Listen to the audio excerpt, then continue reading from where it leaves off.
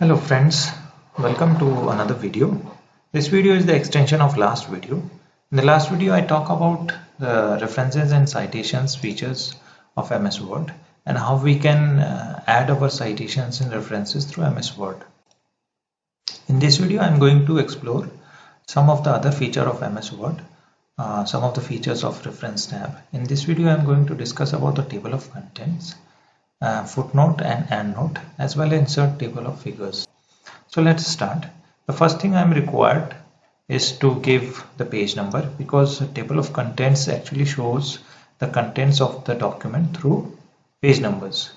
In any of the book or any of the document, you generally see that in the beginning it shows that which chapter appear on which page number, and that is a table of contents. It is showing that what the document is containing and that content is on which page number. So I'm just inserting the page number first, page number, and on the bottom of the page. So I place it. Now because this is my dissertation, I'm required to place some headings in different on different texts. The first heading I'm giving is introduction. So once I given the heading, I have to select it, and after selecting I have two options. One is from the home tab, and to make it as a heading 1, from here I can make it as a heading 1 because this is the heading, and from reference tab also I can make it as a level 1. Once I make it as a level 1, you can see that the font size automatically increase. It is increased to up to 16, as well as the font color is also changed from black to blue, right? So this is the first heading. Now another heading is about the study. So again this is heading 1. About the study, we can make it some sub headings of about the study. Say about sample size,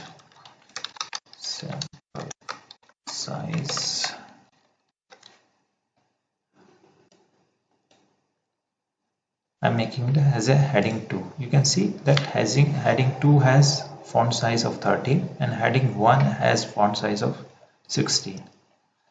Okay, now here data analysis. Again it's a heading 1, and here I can make it discussions,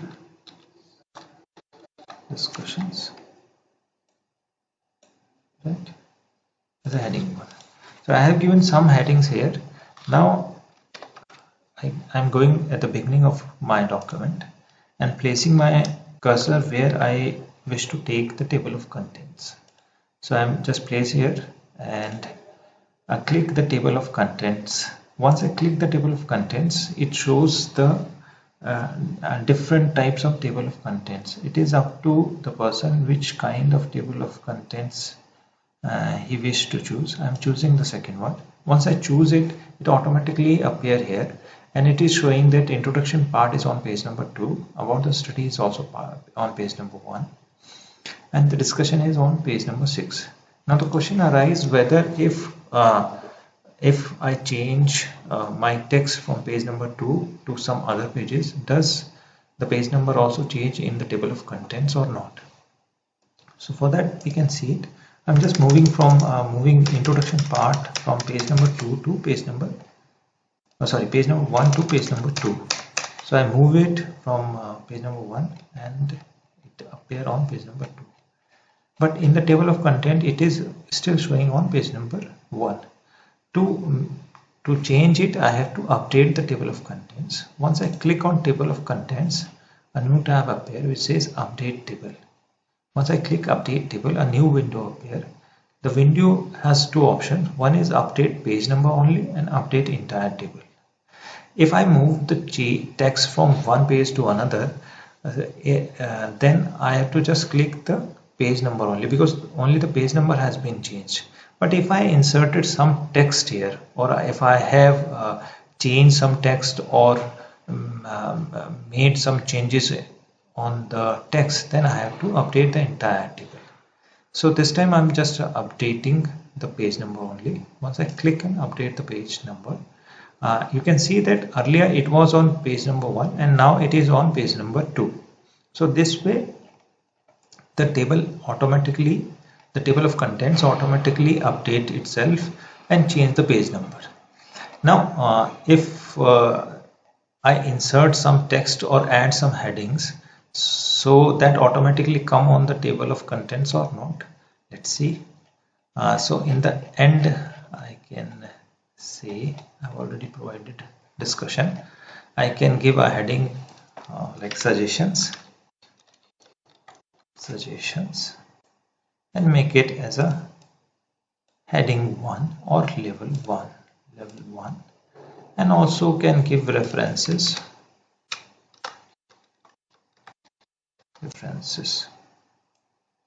Just for the sake of example, I am writing references. These are not references, neither these looks like references, but just for the sake of example. So I come to the beginning of the document, and again I have to update the table, and this time update the entire table. Once I click the entire table, the new headings which I have added has also appeared here, suggestions and references. So this way we can update our tables, and it automatically change in the table of contents also.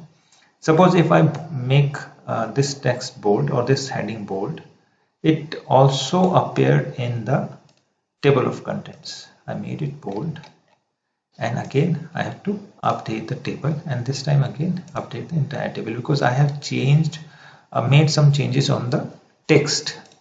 So now you can see it's bold. So this way we can use the table of contents.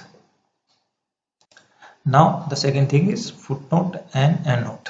Footnote, as you are aware, that these are the extension of citation and references. In every research work we are required to provide the citation and references of the work taken from other resources, and through footnote and endnote we can do the same thing also.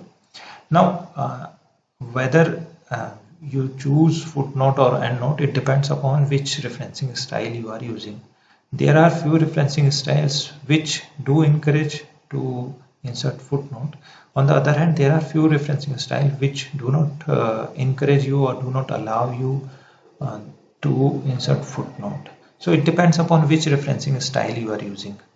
As far as my knowledge, I think that APA is not allowing you to use footnote or endnote. On the other hand, referencing styles like Chicago and MLA is still allowing you to use footnote. So take the example here. We'll take the example here. It's easy. Just place my cursor here where I wish to insert footnote.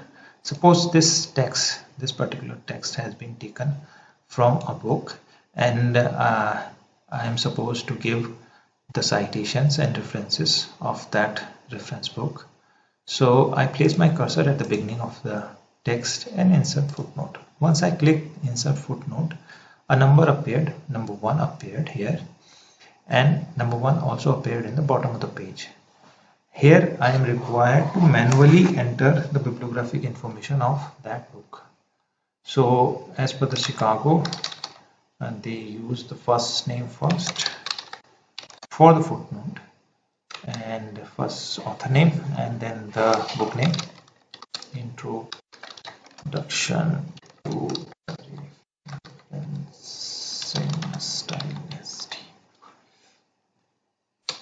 style XYZ has published it, and 2020 has been published. So this way I can give manually I can enter the bibliographic information of the book. Similarly, suppose this text has been taken from our research paper, and I have to enter it. Again, insert footnote. It automatically says second footnote, and here also suppose it is first name first, skd, use of referencing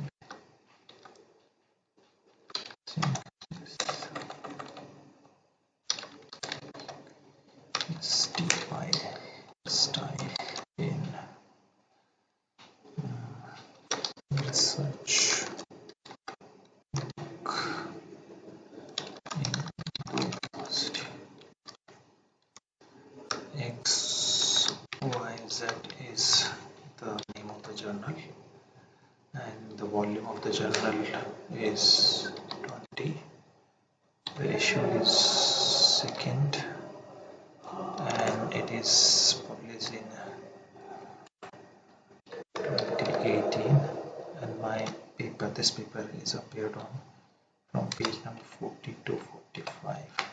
So I have given the bibliographic information as to. Now again insert footnote, and this time I'm just writing XYZ. Three example I have taken, and the three example we can explore it. From first example I'm going it. Now the question arises, if I delete this text, whether this footnote is also deleted or not, one. And if I deleted this text and if the footnote is also deleted, does the another footnote which is on the second footnote appear on the first or not? So I just delete this one. The second footnote, remember, is S.K. Pandey and the first footnote is Ashish Kumar. So I am deleting it.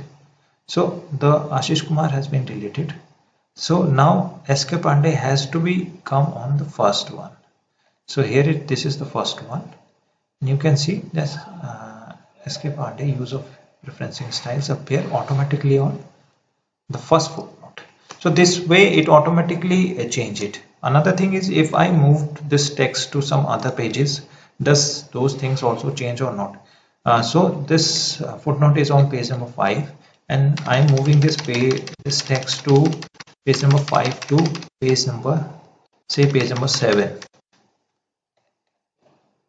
So you can see it has been moved from here to here. Suppose if I insert some footnote again here in the beginning, so it automatically, the second one, so first one automatically becomes the second one. So it automatically change.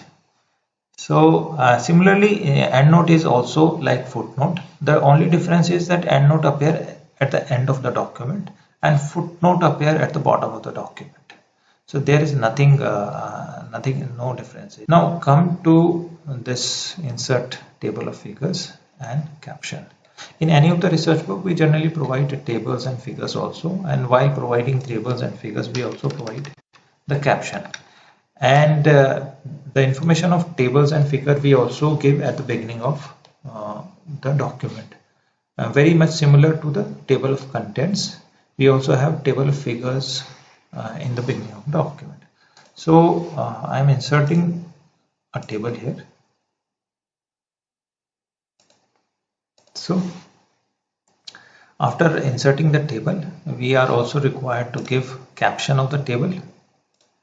So I click insert caption. Once I click the insert caption, a window appears which says caption figure 1, and it's a label figure and position below selected item or not, if I selected this one or not. So but this is not a figure, it is a table, so I have to change the label from figure to table. It is table. I can make my own label also, similarly, which I have entered as Hindi in Hindi is Chitra, and you can also make it your label. So I choose the table and okay, so it says table. I can add some information, say data analysis,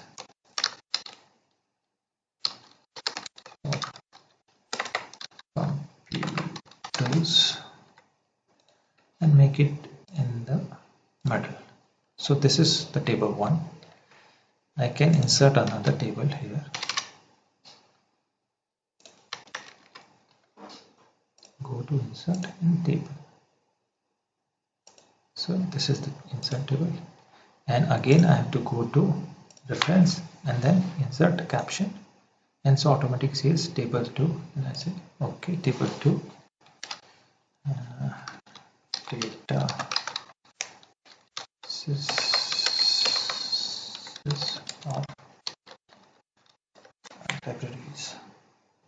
So I make it on middle or the center.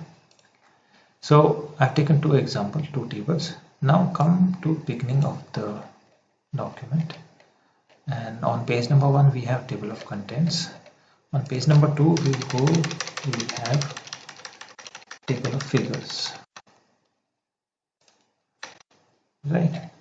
So I place my cursor on page number 2 or wherever I want to bring the table of figures, and I click reference and then insert table of figures. Once I click the insert table of figures, it is showing the preview of how this table will appear in your page.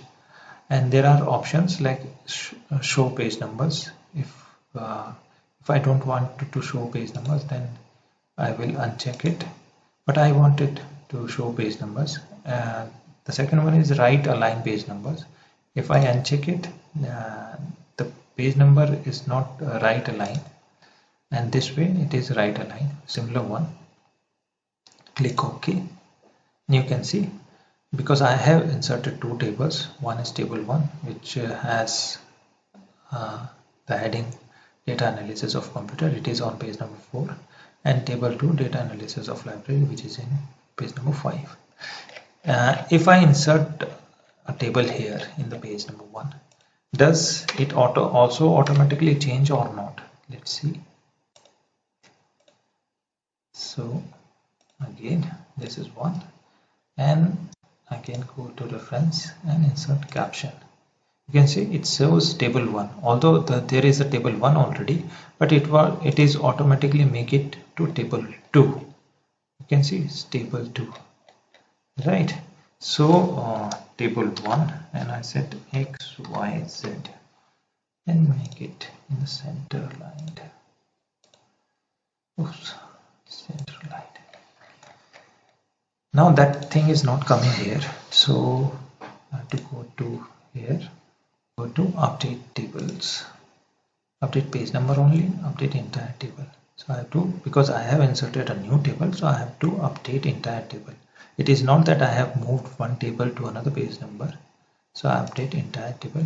Okay, now you can see it's automatically changed. The table 1 appear on page number 3, table 2 appear on page number 4, and table 3 is appear on page number 5. So this is it for this video.